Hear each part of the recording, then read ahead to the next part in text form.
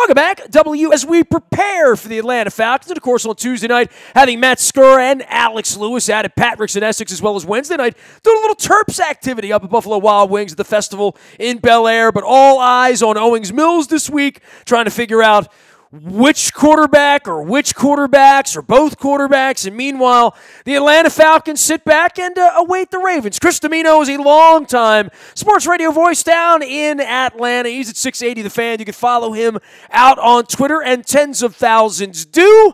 What's going on, man? Been a little while for you and me, right? We don't get together much. Like the hockey team doesn't happen there, and we don't run the ACC to see Georgia Tech anymore. So, yeah, when the Falcons and Ravens get together, I got to call you and find out what's going on. And we're coming down there looking to steal a road game, man.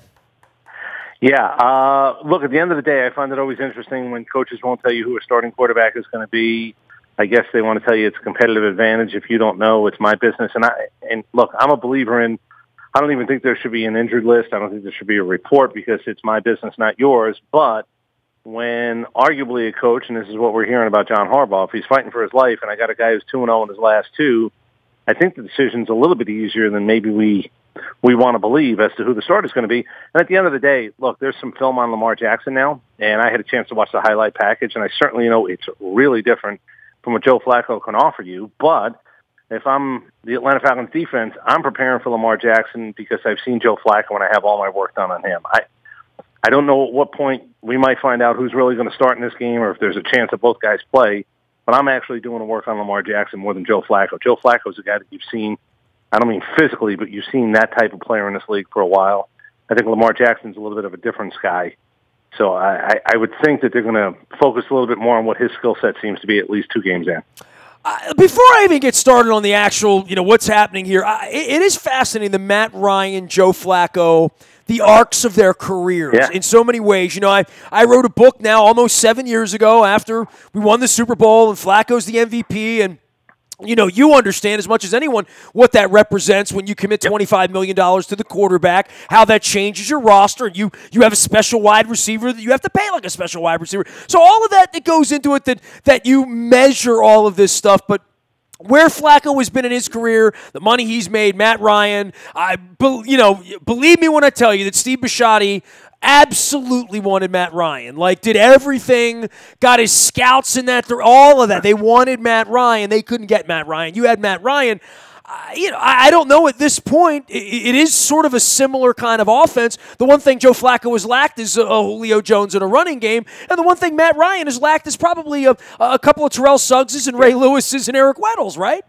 Yeah, no, at the end of the day, the going rate for any quarterback now seems to be $20 million. If we're going to re-up you, it's $20 million. And in large part, look, I give Joe Flacco credit. If the story is true, he bet on himself. And if you bet on yourself and you win, I don't begrudge anybody their money. But it seemed to be the beginning of the prices for quarterbacks in a cap league getting to the point of, okay, I think we just have to pay it. Where am I going to find this guy? The Russell Wilsons are few and far between, guys who win early enough in their career before they're actually working on a lot of your dimes, not just 2 of your dimes.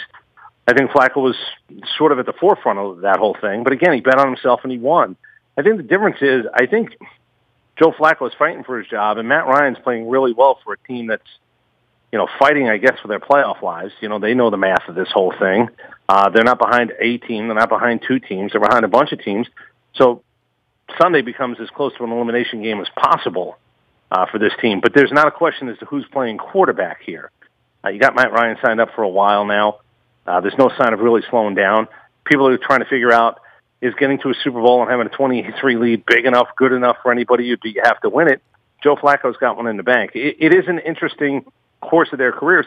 And look, I think it's Bill Parcells, right, who said that had they gotten Matt Ryan down in Miami, there might have been an opportunity for Bill Parcells to have changed a little bit of his fate and course of his coaching career at the end. It is interesting. I'm not a big proponent of paying a guy $20 million just because he shows up on Tuesdays or Wednesdays or Thursdays. But it does seem to be the rate, and if you have one, you got to hold on tight.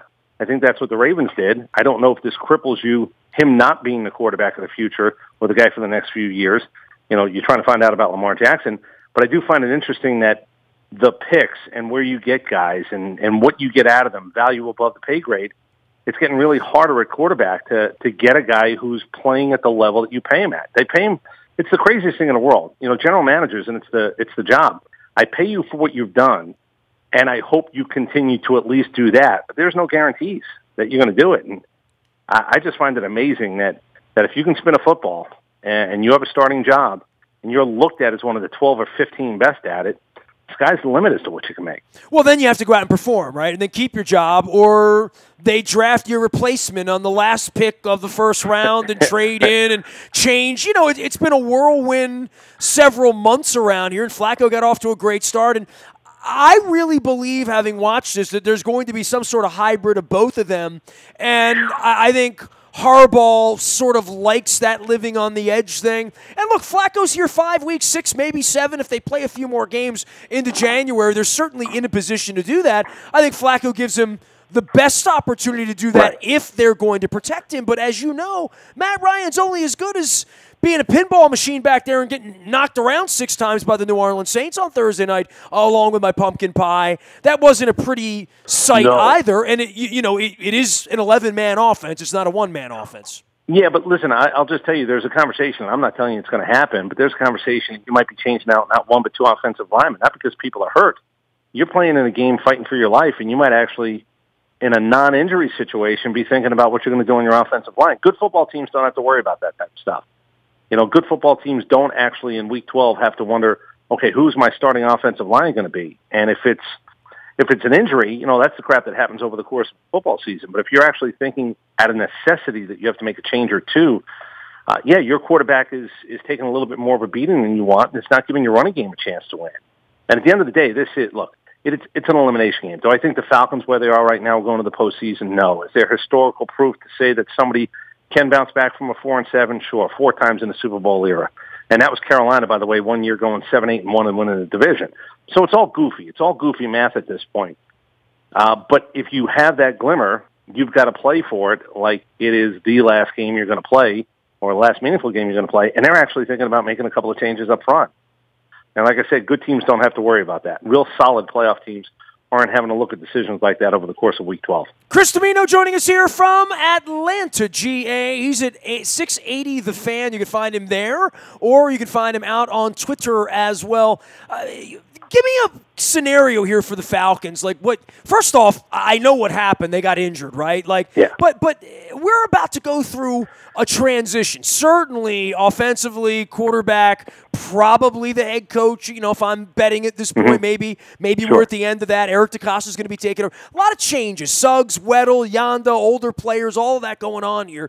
In Atlanta, you've been around a little while down there. They've weathered 3 or 4 of these since Dan Reeves, right? You know, during the same era. Here it's been Billick and it's been Harbaugh, and that's all it's been. And it's only been Ozzie Newsome. He's picked every football player in the history of the franchise, and we're about to have some upheaval. You've had a couple of different little upheavals. You got a hell of a coach there, right? And obviously you have a hell of a quarterback and a wide receiver and whatever. I don't know how you put it all together, but this has been a disappointing year in a veteran point for Matt Ryan with a bunch of guys that were part of a Super Bowl recently, that this would be the result this year, that the Ravens would be coming into this month, and Kansas City and the Chargers feel like tougher road games than the Falcons. This looked to be the one when it came out, going down to Atlanta winning, that's going to be tough. And all of a sudden, everything's bad there. Yeah, look, they had the run here. Remember, when Mike Vick goes away, and I mean goes away, they didn't have a GM, they didn't have a head coach, they didn't have a quarterback. I mean, it's Thomas Dimitroff, it's Mike Smith, and it's Matt Ryan all coming in at once. So you want to talk about a team that everybody thought was destined to struggle for a few years. The NFL is built, I think the number still exists. In the last dozen years, 5.8 of the teams who go to the postseason the year before don't go back. So it's Jacksonville. And we thought for a minute it was going to be Philadelphia. Maybe it's not going to be Philadelphia. We'll see. But half the playoff teams go away. And I think when you go 3 or 4 or 5 years in a row, you get a little bit spoiled, and you do think it's going to last, especially when you drafted young, and it looks like the defensive side is going to work. They get decimated. It all got flipped on its ear. No doubt about it this season. Not an excuse. Nobody really cares. Nobody's crying for you. But they did get decimated on the defensive side. When you lose arguably your best player on your defensive line, certainly your best linebacker and your best DB, and Keanu Neal, it's not going to work. It's just, the next man up mentality. Sometimes the next man up just isn't good enough to actually keep the motor going. And that's, I think, what's happened here. I do think what's going to be interesting in places like Baltimore, if they make that many changes with a young quarterback, not drafted, maybe you already have him there, I'm always curious to see how the philosophies actually work. Is there going to be a power struggle? Is there going to be dissenting voices as to what you want to do from a head coaching point of view or what direction you feel you need to go? Dimitrov and Quinn are signed through 2022. They just got extensions. I don't think either one of them are going any place, obviously, this year. But it will be interesting to see how do you avoid this. And this feels like a complete ran into a brick wall stop. You drive in 70, you feel pretty good about yourself, the music's pretty loud, and boom, you hit a wall, and the wall doesn't give. That's what this year feels like. I'm going to tell you something, God's honest truth. 4 weeks in, I looked at the guy that I work with in the morning, I say, doesn't this feel like week 13? Like when you're 1-3 and you're doing radio on October 1st, it sucks, man. Like I've been a part of that, and then there was sort of the revitalization, right? Like they won some games, and now they haven't won in a month. I don't know how 4-12 will smell for anybody down there, but and I don't know that it's heading in that direction. You got a lot of road games coming up with you. This is one of the last home games you got coming up here. By the way, speaking of that, I haven't been to the new Dome, and obviously I'm going to be spending so much time in Georgia that, well, they won't let me vote there, but they might have let me vote. I'm going to be spending 10 days there for the Super Bowl. I mean, give me a little primer, dude. Like, you're the first Atlanta guy I've had on this side of Chris Pica this week. Give me a little, like, is there going to be some juice in Atlanta for the Super Bowl this year? Yeah, look, it's a good musical town. It's a good food town. So if you're talking about all the stuff leading up, I do think there's going to be stuff. You got to root for the weather because everybody knows what happened here years ago. If you don't, I ice skated across the bridge off the Metro going to Georgia Tech. I remember it well. Yeah, yes. It was like one of those freakish black ice. What? and all of a sudden, everything sort of got shut down. And it might have been one of the reasons why it was a little bit more of a struggle to get back. Once the new stadium was done, we knew the Super Bowl was going to come. Good food town, good music town, good party town. This town will drink on Tuesday nights, they'll drink on Wednesday nights. That's not going to be a problem. What is interesting is the building, I don't think really holds any home field advantage for the Falcons. As a matter of fact, I know it's still a small sample size, a year and a half in, but it's almost too nice. My analogy is you build a house and everybody wants to come to your house, but you make them take their shoes off at the front door. And it's not dirty yet. It doesn't feel like it's too social. They got a lot of bars, a lot of restaurants. I know what they did. You cannot try to put an ass in a seat and claim it to be a victory when it comes to the business of sports anymore. You can't sell a seat. You have to sell an experience. They've got that. It's bars, restaurants. There are times on TV, it certainly looks a hell of a lot more empty because these people are all in places that you can't see and the cameras aren't on. They're there. They're just at a bar watching all the other games and being social. Well, I'm going to get there early and sniff it out a little bit. I mean, obviously, I'll be spending Super Bowl Sunday there 12 weeks from now. I don't think my football team or your football team will be there. But, as for what it is, such a college environment for college football, people love football in that part of the world. The Super Bowl hasn't been there in 20 years. Like, I remember ice skating down to the Fox Theater to see Skinner that night. Like, I remember the taste of the NFL. I remember all the transportation issues. I remember it was a disaster. I remember, it was really a disaster for Ray Lewis 2 days later as well, because I remember running into him in a white jacket in the Hyatt downtown. But a lot of the population's turned over since the Olympics and whatnot. That there is a little bit of an American celebration that goes in that you get it once a generation, kind of, sort of, if you're lucky, right? Oh, this town, I'm telling you, the town is going to work it. The town is going to the Super Bowl leading up to it's not going to be a problem. Hopefully, the game is as good as some of the games we've seen this year. The building is going to be real pretty. I mean, it will, when they do the tours and they try to show you the stadium, and during game day, it's corporate. You've been to Super Bowls, I've been to Super Bowls. It's not like it's a rip-roaring crowd because it's way too corporate. But I'm just telling you, the regular season Falcons games, there are people there. It just doesn't feel big. Look at Atlanta United, the soccer team, just put another 70,000 in the building last night. They broke every record for MLS attendance. People want to party. People want to actually have that social atmosphere. Tougher when the team isn't winning, and tougher when the building affords itself to be a lot of other things than sitting in your seat or standing at your seat cheering for a football team. Chris Dimino joining us here from Atlanta, GA. He is not the Bandit, but he is at 680 The Fan, and you can follow him. It's Chris Dimino as well out on Twitter. Last thing on the Falcons and the Ravens. So if you are playing God in purple, you want to see Lamar Jackson, and that's all. You want to see Flacco with a clipboard at this point, or no? No, I don't. I'd rather see Joe Flacco. You want to see Joe Flacco playing. If you're John Harbaugh, you would play Joe Flacco. Well, no, I'm talking from a Falcons standpoint. I'd rather see Joe Flacco because, look, the thing that the Falcons have not done well over the last couple of years is cover backs catching the football out of the backfield. I'm not telling you Lamar's going to throw it to himself, but getting outside containment has been a problem. And I'm not telling you he wants to run pell-mell, and I'm not telling you he can't figure out as the weeks go along what he needs to do in the pocket. But I think he's more dangerous than Flacco. I've seen Flacco at his best. I know what that is. That's really, really good. I'll take my chances that Lamar Jackson is a guy that could burn me in more ways, especially with a defense that quite honestly has not gotten to the quarterback. Just don't get to the quarterback. And to me, if you were going to hit Joe Flacco enough times to actually maybe throw him off his game, but you're not, Lamar Jackson getting outside containment is the thing that absolutely worries me. And the ability to move the chains when you think you have him stopped, I think that's the thing that would worry me more. I'd rather see Flacco. Chris, I had a open opportunity about 45 seconds ago to segue from stadiums and fans and where have they gone. Dude, I got 15,000, 20,000 empty seats in my stadium. I haven't been able to give my tickets away all year, literally. Have not been able to give my tickets away in a month. And we've got Tampa Bay coming up the week before Christmas, and we've got Cleveland coming up the week after Christmas, right? It's not a white quarterback or a black quarterback or a running offense or a passing offense or a defense or good weather or bad weather. It was beautiful the other day. It's not the opponent. It's not Chucky and John Gruden coming. It's not the Steelers. It's not the Bengals or the Browns. Dude, we're in a different time, right? And this baseball team here, and I got to talk to you about this, so, I'll roll my sleeves up on this.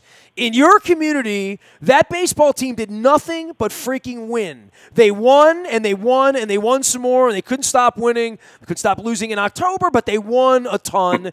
And the Tomahawk Chop and Ted and Jane begat everything after Maddox and Bobby Cox to where they are, and they never got people downtown. People didn't want to come downtown. Now they've built this village and this community out in the White Marsh or Owings Mills of my town, outside the Beltway, and they've got, Targets and shopping malls and Chick-fil-A's and all the cool stuff that you all build down there in the South. And I look at what has happened there, and I look at what is happening here, and they're peddling in the nerds, and it's awesome. I read Astro Ball. I think Sig Mejdal is going to be awesome. I think Mike Elias is going to be awesome. But I don't know who the hell is going to be around to watch it in 2024 when, this pregnant elephant finally gives birth in 2023 to a 500 baseball team. I don't know who's still going to be standing, man. Yeah. And I know you love baseball. You're going to lose half a generation. I mean, that's the other problem. It's not a sport for 12-year-olds, and everybody knows that, and it's one of the things that certainly baseball is trying to figure out. Rob Manfred and Tony Clark, both sides are trying to figure out how do you make it more relevant for the younger fan. But if you have a bad run, here's the good news. The Cubs were lousy. You saw what happened. Houston was lousy. Kansas City, it wasn't a 5-year plan. It was a 10-year plan, but they got a World Series out of it. You win a World Series, you win a Super Bowl, you get a little bit more time. People sort of back off at least a tick. It's funny because I was watching a press conference for your new general manager, and this is not a shot. This is just a reality. That's what general managers look like now. The idea that I'm going to the winter meetings in 2 weeks, and the days of trying to do something down at the bar with a guy is gone. It doesn't happen anymore. The guys who used to do deals at bars, doesn't happen anymore. It's just not that type of game. It's interesting to see the look of the new general manager, the age, the pedigree, the background. We just hired a guy here who came out of Houston as well. The guy was a semiconductor engineer at one point in his life because he was smart enough to be a semiconductor engineer. I mean, I read about him. He was in Astro Ball. He was the first Stearns, right? Yeah. Fast. And then you guys you just got a NASA engineer. Yeah. Out of Houston. A legitimate rocket scientist, Sig Mejdal, yes. And I'm still having visions of guys who are chomping on cigars, lucky if they had their shirts tucked in, trying to make deals. And it's just not that way anymore. Here's what's happening, I think, here in Atlanta. They won more than they were, wink, wink, supposed to last year. Getting to the postseason, it was great. The Battery is what you're talking about in terms of what they built. It is 11 miles from where the old stadium was. It falls into what I said about the Falcons or any other team. If you're trying to sell a seat, you're done. They're selling a night. They're selling come on in early, bars and restaurants. Stay later, bars and restaurants. Win on top of that, and you have an opportunity. Liberty Media says they're going to give money this year. We'll see.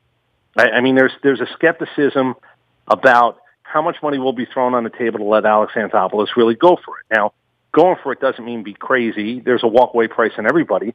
But I do think there's this feeling now that you can't sneak up and you can't claim poverty because you've made money. They own a piece of everything here. They just sold the apartment buildings, Liberty Media. But every time Cubs came into town for their trip, I was like, buy more beers. Every game and every seat that you sell, every parking price that you sell, I'm hoping it buys me a right fielder and a starting pitcher. That's the hope. We'll see sooner instead of later if it's really going to be a reality in 2019. Give everybody here like a picture of how that whole thing happened, because I happen to know the Baltimore County executive, the old one and the new one, and the one who wanted to be one, and all. I can't imagine that ever in this state, once the Angelos boys tire of downtown and the people don't want to come downtown and they need a new toy, I can't imagine that Nashville won't be building them a $750 million project in 2026, or Vegas or Mexico City or Vancouver, whomever, right? It won't be California. It won't be Oakland. And Tampa has the same situation. And the Oakland A's have the same situation where there's going to come – I was in Charlotte recently. Charlotte looks like a place that would love a baseball team. I don't know. And Baltimore County and Anne Arundel County and Howard County, the notion that someone else is going to foot, how much, give me the number with a B on what that community out on the freeway costs to build the Braves a new stadium. It's funny. It's still, there are people around here who still have the heart on for what the costs are and what it really is, as opposed to what both sides claim it to be. And I'm imagining, with I don't want to call them cookbooks, but I know in the old days, if I had to show you the books in my right-hand drawer, I showed you those. If I had to show you the books in my left-hand drawer, I showed you those. I'm sure somebody's got all the real numbers. I'm not smart enough to really know. I've tried to decipher through it. I can tell you that it looks like it's working because it's money into the county, I think, is the way that everybody's trying to figure out how much money is it making the county? What did it cost the county initially? How much money is it making the county? It's a success. The apartments are rented. The bars are full. There are more tickets sold. There's sort of a vibe that you think it's going upwards, which is always good because you got to sell the emotion. You can't sell down tick. You got to sell up tick, just like a stock. So I think it's all good. Now, they won, too. They won. If they were 60 and 102 this year, right? No doubt. Listen, no doubt about it. Look at the Rams in L.A., and even look at the Chargers. I mean, you give them a prayer above and beyond stinking, right? Like where we are. Yeah, I look, again, I don't know why people would poo-poo. I can tell you, it's not Atlanta. The craziest part about this deal, this is a God's honest truth. I went to the probably 11-minute, wasn't even a press conference. It was right outside the stadium when they had to announce that it was true that they were moving. They did about 11 minutes and then walked back in the building. The fact that they kept it quiet for that long was amazing. Bought up the land, and then sort of the plans became what they became. Oh, wait, we're going to do a little bit more than just build a baseball stadium. There are people who are upset that it's not in Atlanta City. I'm not. I got to tell you something. Getting down to that ballpark, and I got down there early. I was down there at 3:15 every day. If I had to go for a 7:05 first pitch, I wouldn't have gone. If I had $1 for every time somebody texted me and said, I could see the building, I'll see you in the third inning, that hasn't happened. There's an atmosphere of upbeat. There's that get down there early because you want to. Traffic, which was supposed to be a nightmare, hasn't been. You win on top of that, and it looks like, in theory, it's working. Now, again, Liberty Media has to put money on the table and say, and it's not like they've been spending 55, 60. It's not Oakland's payroll. It's been better than that. What price can you win? I'd imagine at 110, 115 million, I can make a convincing argument that I can be a postseason team. Oakland did it at 60 this year to start the season. Hey, and Chris, one thing, not to interrupt, but to interrupt them, I think the first time I had you on was when Mark Akis signed down there as sort of a hometown thing, but it wasn't any discount. I mean, they paid a lot of money to, I don't want to say a so-so guy, a really good clubhouse guy. I mean, a good human being, Nick Mark. But they gave him a lot of money to come down there when they knew they couldn't win 80 games. I mean, you know what I mean? So yeah, the Kemp deal, getting rid of Kemp, they did a couple of deals. They had to get rid of B.J. Upton's contract years ago, so Kimbrel had to be a part of that deal. Well, I don't need a closer if I'm not going to win, so I was okay with it, where people were sort of like, Kimbrel, why are you getting rid of him? Because who needs a closer in a world where you're going to win 75 games? It's just bad math, especially when the contract was going to get higher and you had to worry about an injury, which you do every time any of these guys goes out and throws. Then you did the Kemp deal, which freed up money for this year. And I like Alex Anthopoulos a lot. I give him credit. First day he was in town, he said, Chris, I'm just going to tell you, I need a year to assess. I'm not getting itchy trigger finger. I'm not doing deals based upon scattering reports of guys that I don't know. He's had a year now. I think he's willing to deal prospects. And here's the other good news. You guys know this maybe as much as anybody. If people in baseball don't like dealing with your team for whatever reason, I'm not telling you get completely iced out, but it's more difficult. Nobody likes a GM who picks up a phone and BS's about wanting to do 5 deals and never does a deal. Anthopoulos proved in Toronto. He proved in L.A. as part of a three-headed monster. They'll do the deal. If he makes a phone call, you take the phone call. If you're calling him, he takes the phone call. I don't think really anything's off the table. I'm not telling you it all works out, but I'd rather have a guy that I know is running a team with an ability to fire his shot if he thinks he needs to take one, to put the gun back in the holster if that makes the most sense. That's what I feel good about. I think the guy in charge is the guy that's supposed to be in charge as they go through this process over the next 2 years. Dude, always great talking sports with you, man. Time well spent. I appreciate you making some time here for us. We're getting down to Atlanta. Again, I'm going to be a resident down there in January and February. If it's going to ice, I'll bring my skates this time. We'll skate down to the Fox Theater. Just put them deep into the luggage just in case, and hopefully Mother Nature does not do anything anywhere close to that for that week. Been a little while since I've been down in Atlanta, and different new baseball stadium, new football stadium, all sorts of things going on down there. So always a pleasure, Chris. Thanks for coming on, bud. All right, Nestor. We'll talk to you soon. Chris Dimino joining us here from 680 The Fan in Atlanta, GA. You can find him at Chris Dimino. That's Dimino on Twitter. All of our WNST coverage brought to you by our friends at Curio, the holistic world, the spa, the wellness, and the cannabis education. Learn more at Curio. Stop by and say hello. Don't be intimidated. Stop in. Friendly folks there. Say hello to Brian and everyone at Curio on the west side of York Road, just south of Timonium Road. Also, Strategic Factory, marketing, printing, promotional goods of all kinds, all in one shop in Owings Mills. If you need signage, printing, branded apparel, logo designs, giveaway for a trade show, Strategic Factory is there for you. Let them be your strategy. Find them at strategicfactory.com. Also, our friends at LifeBridge Health Sports Medicine Institute in Owings Mills in Foundry Row. You've seen Cal Ripken on the billboards. We got a world-class, state-of-the-art facility right here in Owings Mills. It's a game changer, especially if you're out on the Beltway. They're there for you. Dr. Kevin Crutchfield will be here next week. Dr. Craig Bennett will be here this week talking orthopedics as well as concussion and head-related injuries. They are the new game plan. See them, LifeBridge Health Sports Medicine Institute. Stop by and say hello at Foundry Row in Owings Mills. Stop by and see us on Tuesday at Patrick's with Alex Lewis and Matt Skur of the Ravens. We'll be swabbing for the Bone Marrow Registry and for There Goes My Hero. Wednesday night, we'll be at Buffalo Wild Wings in Bel Air at the festival, watching the Terps try to take down the Cavaliers to start the season off right. That's some Big Ten games coming up next week as well. We'll be watching the Terps and talking about the Terps. We'll be doing that amidst $2.50 pints and happy hour prices at Buffalo Wild Wings in Bel Air on Wednesday night. Nasty at WNST.net finds me. I am on Facebook, Twitter, LinkedIn, Snapchat, Instagram, and in the buyatoyota.com audio vault 24 hours a day from anywhere in the world on your mobile device by downloading the TuneIn radio app. We do come in crystal clear from anywhere in the world.